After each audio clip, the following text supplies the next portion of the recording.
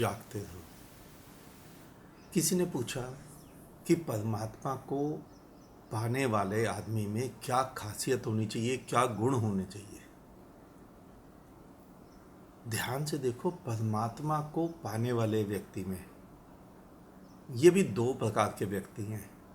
एक व्यक्ति जो परमात्मा को जानना चाहता है, एक व्यक्ति जो परमात्मा की ओर चलना चाहता है।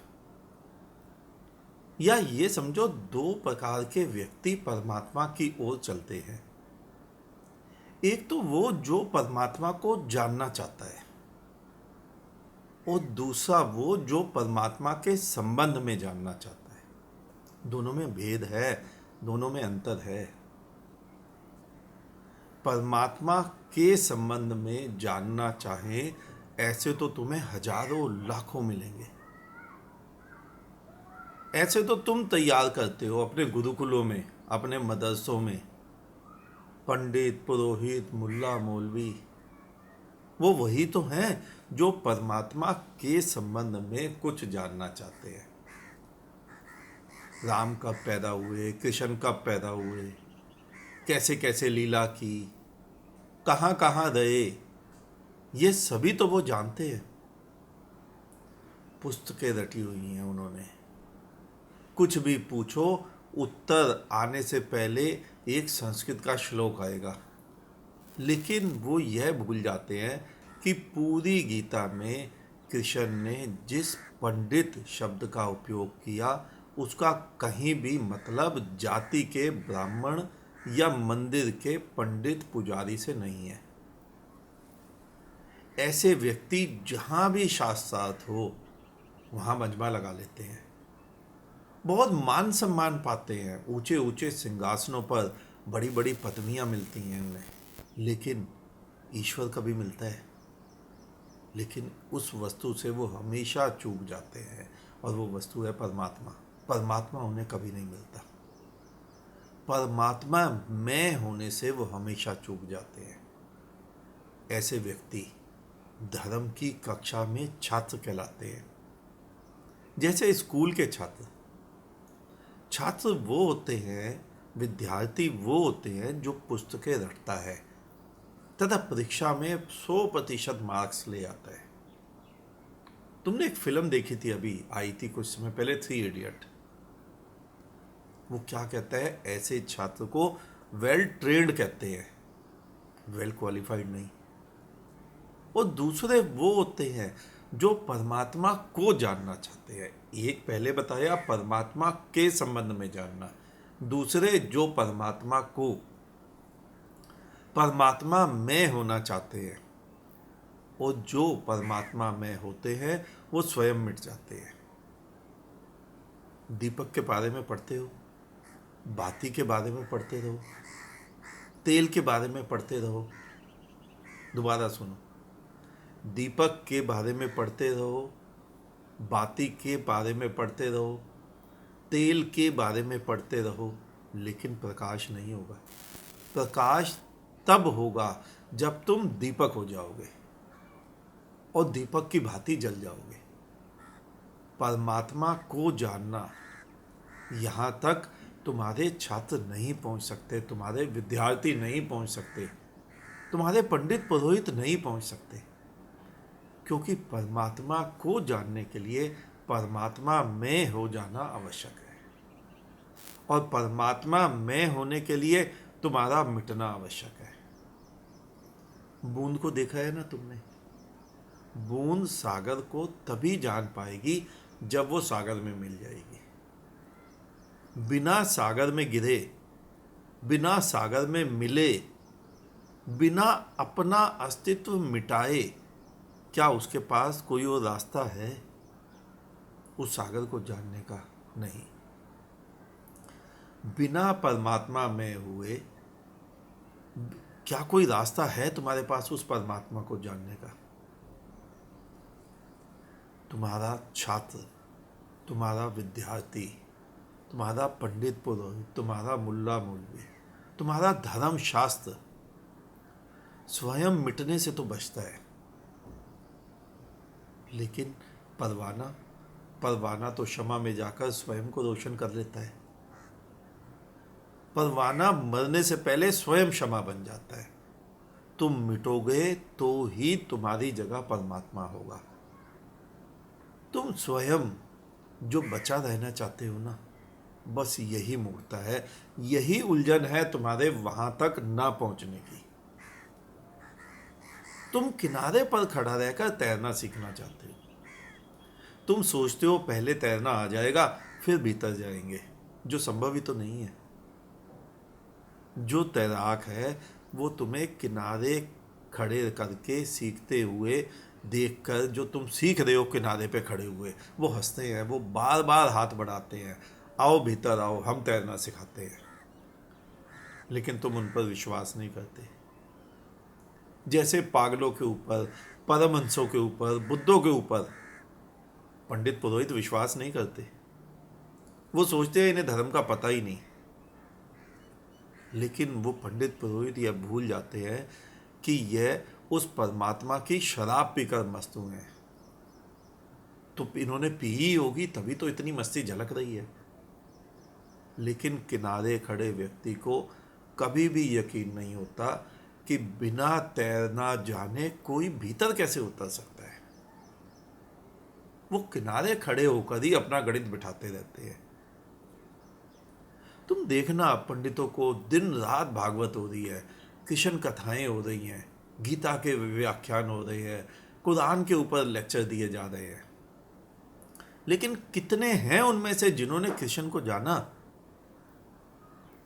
कृष्ण की लीला का गुणगान करके घर चले जाते हैं, तिजोरियां भरी जाती है, लेकिन कृष्ण को नहीं जान पाते। क्योंकि जानना और जानकारी एकत्र करना, इन दोनों में भिन्न है, दोनों भेद है। जानना अलग है और जानकारी होना अलग है। तुम सोचते हो गीता सुनकर अर्जुन जान गया था? नहीं, उसे जानने के लिए अर्जुन भी पर्याप्त नहीं था।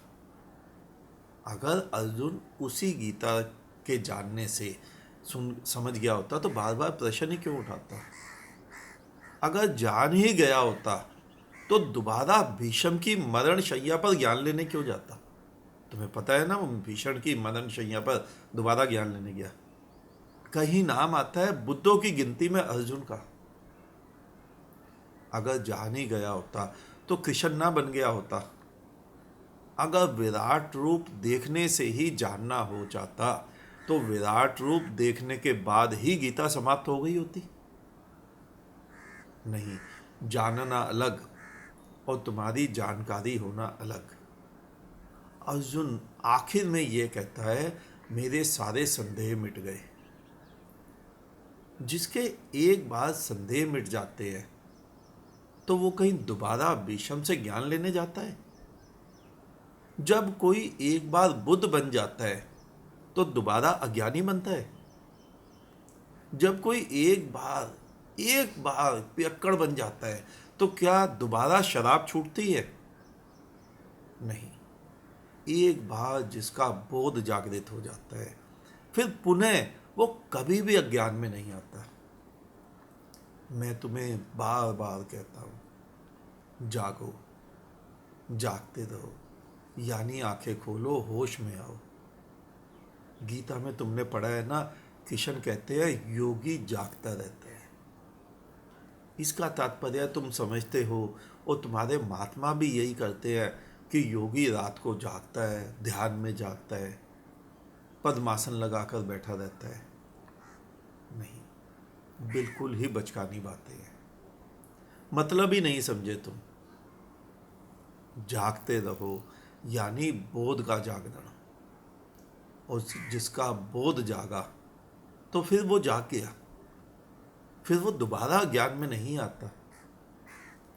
बुद्ध भी रात को सोते थे, महावीर भी सोते थे, और सभी बुद्ध पुरुष रात को सोते हैं। तुम क्या सोचते हो नानक रात को नहीं सोते थे? जागने का तात्पर्य केवल बोध के जागरण से है। ये जो तुमने गीता में पढ़ा है ना कि योगी रात को जागते हैं, वो तुमने मतलब ही नहीं समझा। वो 8 पहर 24 घंटे जागते हैं। रात को जागने से मतलब नहीं है। जागने का तात्पर्य केवल बोध के जागरण से है। गीता में जो बात कृष्ण अर्जुन को समझा रहे थे वो थी समर्पण। यानी बार बार अर्जुन प्रश्न उठाता है, हमें यह भी नहीं पता कि हम जीतेंगे या नहीं, और कृष्ण कहते हैं समर्पण। किसके आगे? उस अस्तित्व के आगे। उस अस्तित्व के होने में जो होता है वो होने दे, बस तू बीच से हट जा। बस यही तो है सुखमय होने की स्थिति। तुम दिन रात पढ़ते हो, किस लिए पढ़ते हो? लोभ में वैकुंठ मिलेगा, गोलोक मिलेगा, कृष्ण मिलेंगे, यानी कुछ वो मिल जाए जो तुम चाहते हो। तुमने गीता समझी नहीं। अरे तुम बस बीच से हट जाओ, इतना ही मतलब था गीता का। एक शब्द समझना था। तुम श्लोक पढ़ते हो ना, सर्व धर्मान परित्यज्य माम एकम शरणं व्रज, मेरी शरण में आ जा। उस अस्तित्व के आगे झुक जा, तू हट जा रास्ते से। बस यही गीता है। गीता सही सही अर्जुन भी आसानी से नहीं समझा। समझना कभी भी किश्तों में नहीं होता। बोध है क्या? बोध एक बल्ब की भांति है, तुम्हारे मस्तिष्क का बल्ब। उसकी दो ही स्थितियां होती हैं, या बंद या चालू। आधा आधा जलेगा ऐसा नहीं होता, धीरे धीरे जलेगा ऐसा नहीं है। जब तक तुम सोए हो सोए हो, जिस दिन तुम जागोगे उसी दिन जाग जाओगे। और मैं कहता हूँ जागो। बार बार पियक्कड़ आते हैं, बार बार यहाँ पर शराब, परमात्मा की शराब पिलाने बुद्ध आते हैं, तुम्हें उसका प्रेम पिलाने आते हैं।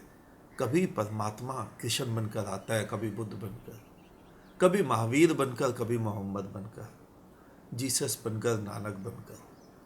लेकिन तुम जागते ही नहीं, तुम पीते ही नहीं, तुम स्वयं को बचा लेते हो, तुम बस बच जाते हो।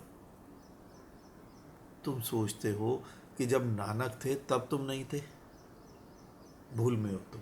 जब नानक थे तब भी तुम थे, लेकिन कितने समझे उस नानक को?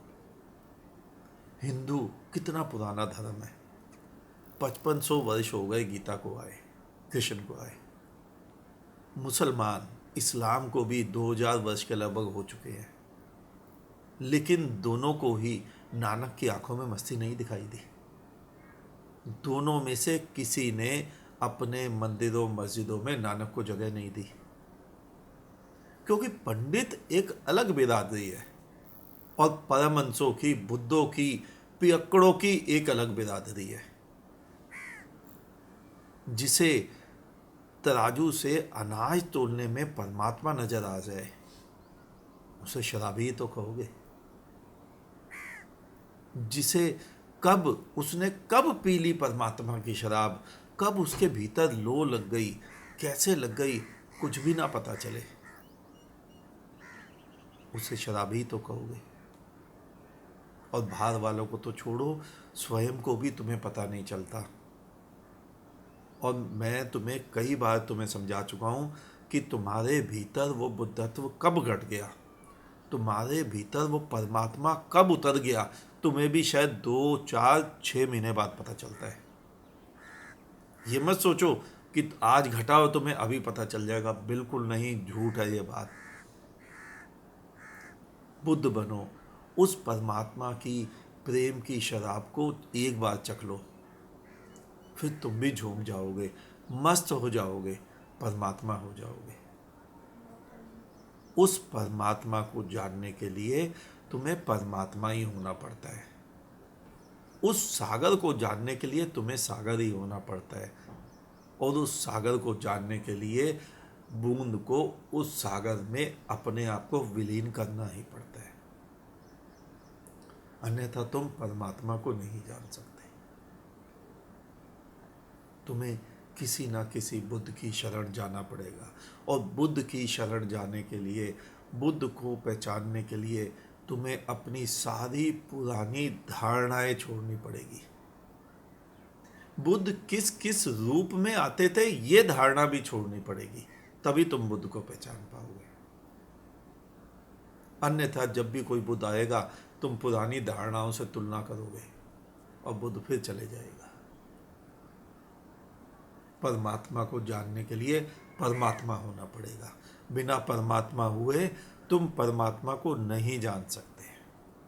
आज इतना ही, शेष किसी और दिन। अंत में तुम्हारे भीतर बैठे परमात्मा को मेरा नमन।